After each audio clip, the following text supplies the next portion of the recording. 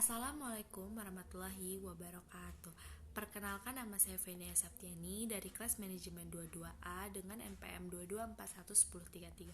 Pada kesempatan kali ini, izinkan saya menjelaskan materi dari empathy map, pembentukan ide, design thinking, pembentukan ide, scamper, pengonsepan ide, business model canvas, pengonsepan ide, value proposition canvas. Empathy map.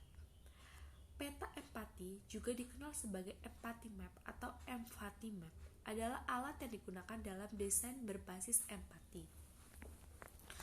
Ini membantu teknopreneur, pengusaha di bidang teknologi, untuk memahami pengguna atau pelanggan potensial mereka dengan lebih baik. Dengan menggunakan peta empati, teknopreneur dapat merespon kebutuhan, keinginan, dan tantangan pengguna dengan cara yang lebih efektif.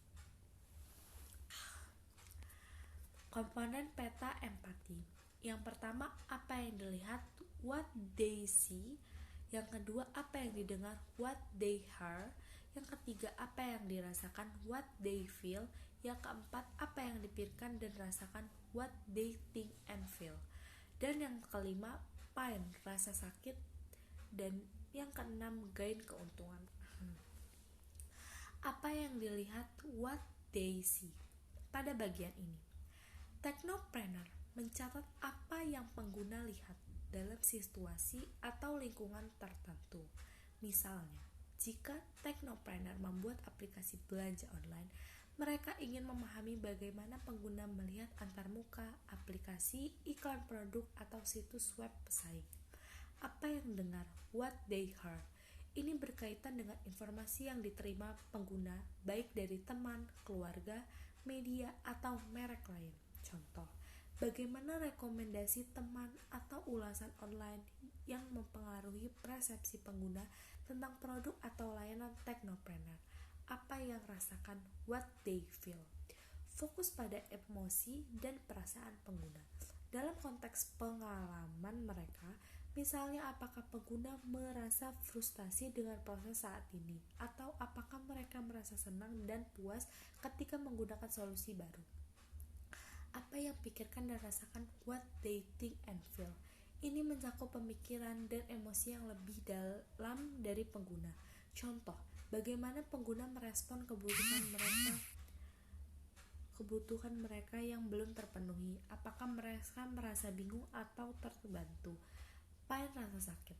Pada bagian ini, teknopreneur mencatat apa yang mengganggu atau membuat tidak nyaman pengguna. Contoh, apakah pengguna merasa biaya terlalu tinggi?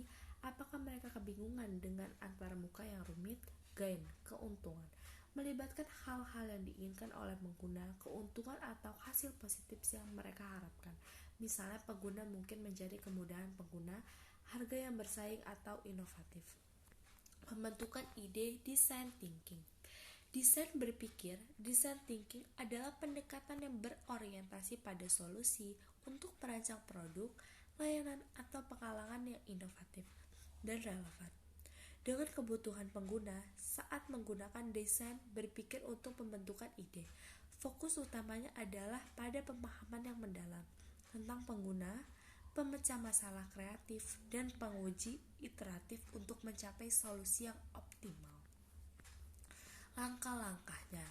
Yang pertama, empati, empatis.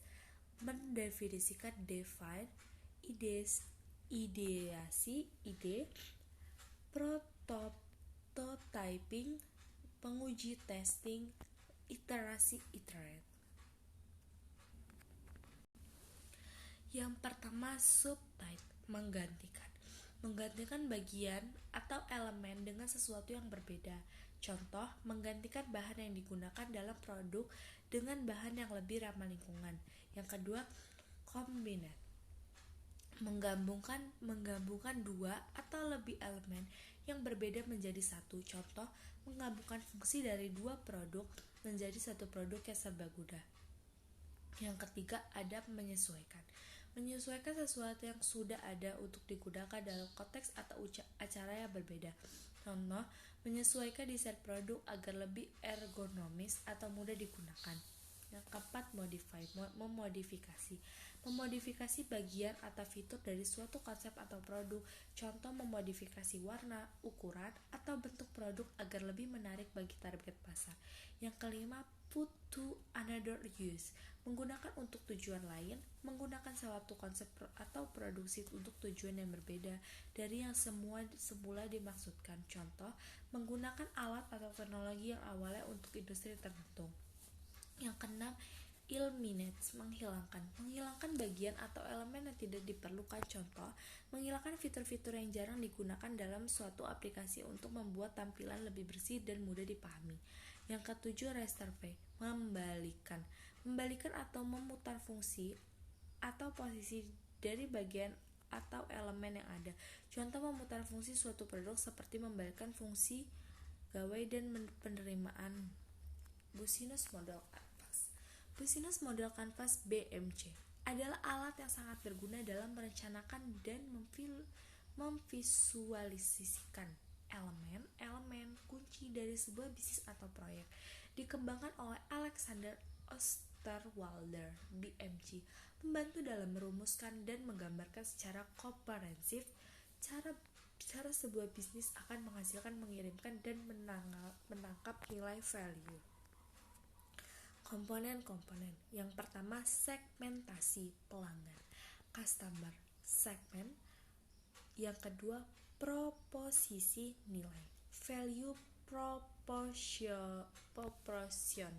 Yang ketiga, saluran distribusi, channels. Dan yang keempat, hubungan dengan pelanggan, customer relationship. Dan yang terakhir yaitu pendapatan, atau nama bahasa Inggrisnya revenue streamers.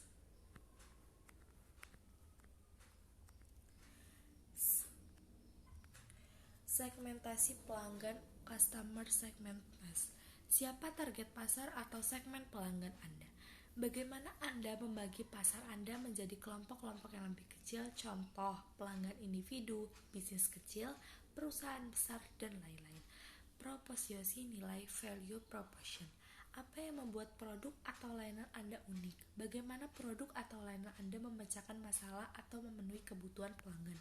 Contoh, keunggulan produk, kualitas layanan, harga yang bersaing, dan lain-lain. Dan yang ketiga, saluran distribusi, channels. Bagaimana Anda akan mengirimkan produk atau layanan Anda kepada pelanggan?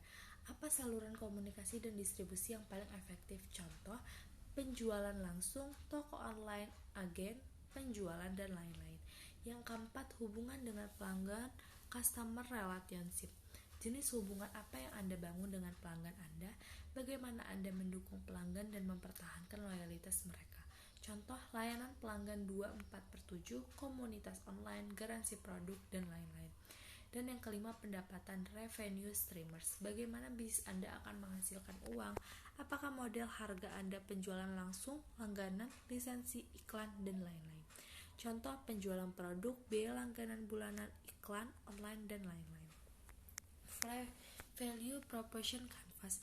Kanvas proporsi nilai, value, adalah alat yang digunakan untuk merancang dan memvisualisasikan proporsi nilai sebuah produk atau layanan dengan fokus pada kebutuhan, keinginan, dan masalah pelanggan. Kanvas ini membantu Anda memahami secara lebih mendalam apa yang membuat produk atau layanan Anda unik dan mengapa pelanggan harus memilihnya. Komponen utama. Yang pertama, peta pekerjaan pelanggan, customer jobs. Masalah pelanggan, customer pains. Keuntungan pelanggan, customer gains. Dan keempat, produk dan layanan, product and service. Dan yang kelima, kejelasan pains.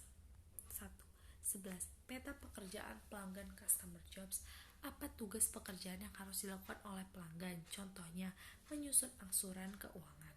Masalah pelanggan, customer pains. Apa masalah, hambatan, atau ketidaknyamanan yang dihadapi pelanggan saat menjalankan tugas mereka? Contoh, biaya tinggi, kurangnya waktu, kesulitan mencari informasi. Dan yang ketiga, keuntungan pelanggan, customer gains. Apa yang diinginkan, dicari, atau diharapkan oleh pelanggan saat menjalankan tugas mereka? Contoh, efisiensi waktu. Yang keempat, produk dan layanan, produk dan service. Apa produk layanan yang Anda tawarkan kepada pelanggan? Bagaimana produk atau layanan Anda memecahkan masalah atau memenuhi kebutuhan dan keinginan mereka? Contoh fitur produk. Yang kelima, kejelasan pains. Apa masalah atau hambatan yang dipecahkan oleh produk atau layanan Anda? Bagaimana produk layanan Anda mengatasi kebutuhan atau masalah yang dihadapi? Contoh biaya rendah. Demikian yang bisa saya sampaikan. Saya ucapkan terima kasih. Wassalamualaikum warahmatullahi wabarakatuh.